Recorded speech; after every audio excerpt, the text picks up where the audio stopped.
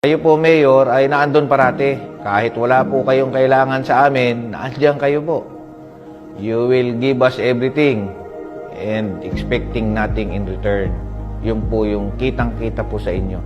Sir, I will accompany you to Davao. Yun din po yung aking plano. I will not expect anything anymore. Just serve my remaining career in Davao with you. Ang masabi ko, may puso siya, lalong-lalo na sa mahirap. Actually, may mga nagtatanong nga sa akin kung ano ba daw talaga yung ugali niya behind the camera. Ang masabi ko lang, he's a jolly person, matalino, at higit sa lahat, mapagmahal, literally and figuratively. Para sa akin, isa sa natutunan ko kay PRRD ay yung pagiging mabait, pagbibigay respeto sa kanyang mga security. As Commission Officer, pili ko po itong tularan at ma-apply ko po sa aking nasasakupan. Sana sir, hindi mo kami makalimutan kahit na hindi na kami mag-work for you. Malapit na kasi and sana sir, parati kang healthy kasi pag happy ka, iba, kasi yung dating ng smile mo sir, pag happy ka na, giging happy din kami parati. Sir, bata mo ako forever. Ako magapasalamat kay nagatag ka sa amo og hope. Wala nga kabalo sir, pero idol jud ti ka sir. Kasi idol kay ti ka sa dili kay tungod sa imong leadership og sa imong nabuhat sa amo kundi tungod sa imong pagkamaayong tao. Naarami permi sir maga-support sa imo nga sir.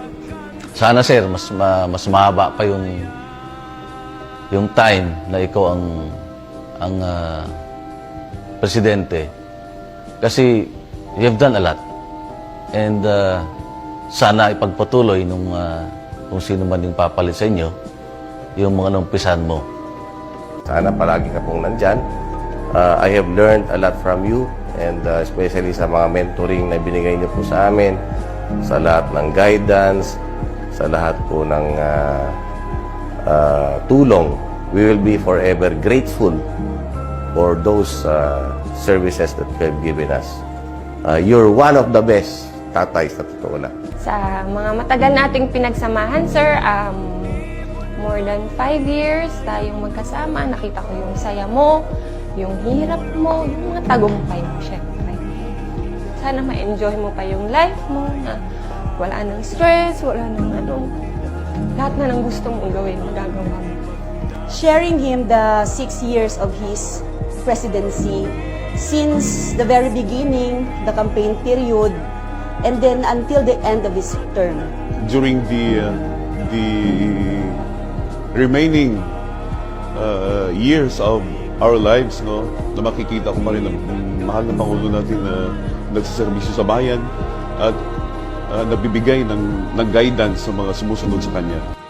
Gusto ko lang, sir, na sabihin sa'yo na mahal ka namin, sir, in behalf of the Presidential Escorts Battalion.